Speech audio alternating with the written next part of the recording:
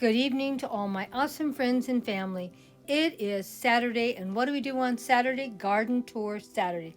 Sorry I'm getting it up a little late today, but I've been busy. So here I am sharing my garden tour in the front yard this week. This is an open collab. Anyone can join in any Saturday, anytime. Just let me know that you joined in. I will go and give you a full watch, my dear friends.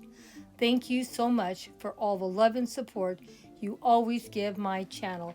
And please go over and check out Pat, Susan, and of course, my awesome friend from Canada, growing on Vancouver Island.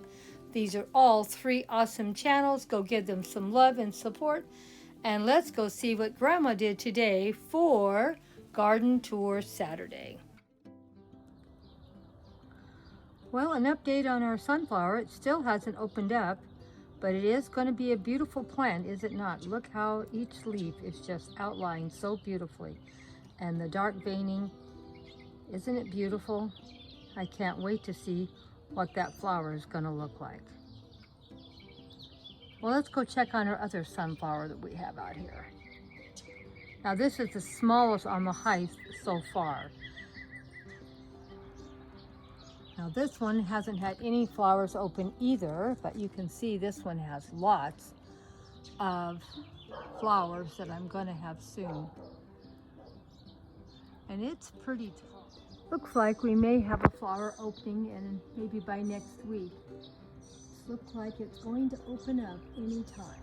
Can't wait to see that. Then we'll know what the flowers are going to look like. As you can see, this one's a pretty tall one. And it has a lot of flowers it's going to have. So I'm pretty happy with this one too. Now here are my potatoes growing in corrugated boxes. They're doing really good. I planted 4 potatoes in each one. This one, all 4 took. For whatever reason, only 1 took here, but because there's only 1, you can see it looks a lot bigger and fuller. So I don't know what the actual potato production will be between the 2 boxes, but I should have something. And I'm actually shocked these boxes are holding up as good as they are. I'm going to plant a couple more boxes over in the other side of this fence. I have an area to put them in, so I'm going to do that probably this weekend. And you know, I don't want to plant everything all at once because I don't want all my food to come ready to eat all at once, so I'm trying to spread it out. So every week I try to put something in or move something around. So we'll see. It looks like everything out here is doing pretty good, but I want to show you my new red potato. Now I just planted these just a couple of weeks ago, and these are going like crazy. Now these are a bigger potato, that may be one reason too, and these are really pretty. And when they first came up, look how dark they looked. And I thought the leaves were going to stay that dark, but now that they're getting a little bit more mature, they're lightening up more to a green. But look at how they first came up, real dark. And the potatoes themselves are real dark. Now, if these potatoes do good, these are seed potatoes here. The other ones I showed you are from the store, grocery store. And you can see these are, I just can't believe that these are growing so fast. So we'll put a little bit more soil, I think, on top. But, and these are in grow bags, so I don't know if that made a difference either, but these are just doing great. I'm really excited to see how these are going to work. But like I said, if these turn out good, next year I will probably buy maybe 2 or 3 packages of seed potatoes and maybe try to put them in maybe every, I don't know, every 2 to 4 weeks. Because I don't want to, now these I planted this at the same time, but I really shouldn't have done that. I should have waited a couple weeks in between. That way there's something to eat later. But we'll see what happens. I might not even have to buy any. There might be enough of these potatoes from these grow bags that I can put them in for next year's season. So, you know, we'll just have to wait and see. But these were from seed potatoes that you can buy in the store, and they were sort of pricey. But these potatoes are pretty pricey just buying them in the grocery store. And on top of that, you can't hardly even find them. That's why I wanted to try to grow some and see if I can grow them year round. Now, I don't know if we can or we can't. I try to grow stuff year round, have something coming to maturity like all the time. I don't try to plant everything all at once. It's easier for me to do it like that because of my age and my health. And there's no sense having so much production to eat at one time when it's just me and my husband. So I'm trying to get it where we can have a food forest that's going to be producing 12 months out of the year. Now, I live in Southern California. So even though it gets cold here in the wintertime, it isn't like cold like where a lot of you live. We never hardly ever get snow. Maybe every 10 to 20 years we might get snow down here. Maybe. We did have a good snow down here, I don't know, like maybe 4 or 5 years ago, and it did damage a lot of my plants because my plants aren't used to snow. But even that, they didn't stay more than a few hours on the ground. But I'm just, like I said, I'm trying to see what I can grow here and get better at growing, because sometimes you just have to grow something a few times to get good at it. I couldn't get carrots to grow at all, and now I got carrots everywhere.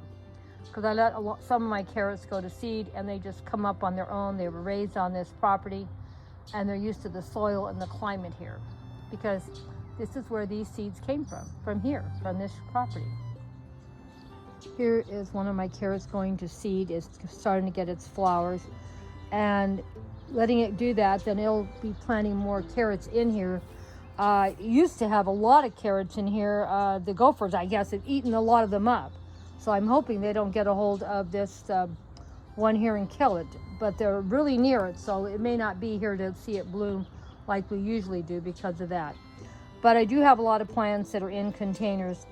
I'm not going to take these daylilies that I have in here and put them in the ground this summer, but when winter comes, like in the fall, I'm going to take these containers and empty them up over to the other side where I can fill them in, because they're very beautiful daylilies. And I'll put something else in them. Maybe I'll even buy some more daylilies for these containers to let them grow up. So we're doing pretty good, I think. We're getting quite a few things growing, and we'll have enough tomatoes for the whole summer with no trouble. We should have some cucumbers and some carrots and radishes. My goldenberry plant, it now has 4 tomato cages help supporting it out of the walkway, and it is full of fruit, so we'll have fruit out here on just this one plant probably for the whole summer, and just from the one plant, because it's so big, and it's going to get a lot bigger. It's going to probably get at least another 2 or 3 feet wider and probably another 1 or 2 feet higher. These plants get really big, and this is just one plant. It loves where it is, so we're doing really good with this plant, and the fruit on it is bigger than what normally I get. I don't know if you can see. Let me see. Usually they're about half the size of what this is, so this is quite large for this plant. It's a small yellow fruit that you can eat. Pick it right off, and as soon as these dry out, when they're green like this, they're not ripe. I don't know if there's one here that's ripe to share with you or not.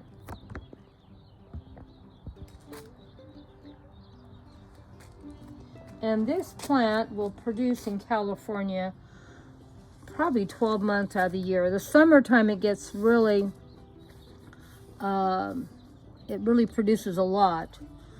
But it will produce fruit in, I found one.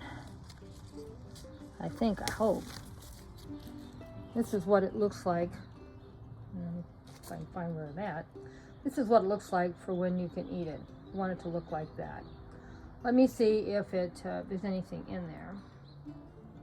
I thought when I picked it, it was sort of light, and I don't know if you can see, but there's nothing in there. So I don't know if a bird got in there, because I saw it was open when I pulled it, but it was still on the plant, so I don't know what happened.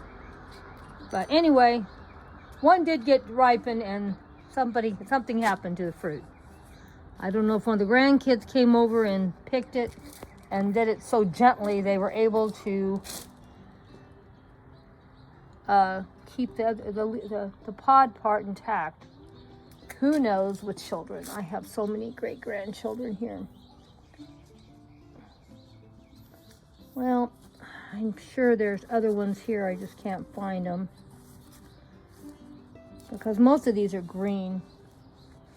Well, we'll come back and check maybe next week and see if anything's ripened up that we can share. I just don't see anything right offhand. But you can see the plant's in really good health and it's getting larger by the minute. In fact, I need to tuck some of these leaves up, I can see right now. I moved this plant last week and I didn't know if it was going to take or not, but so far it looks like it's doing fine. We'll see how it does. This is another goldenberry with another plant that was in the walkway, and of course I didn't want it in the walkway, so I dug it up and moved it to the back. So we'll see how it does back here. Well, I hope you enjoyed today's garden tour, and we'll see how our goldenberry plant does after being moved.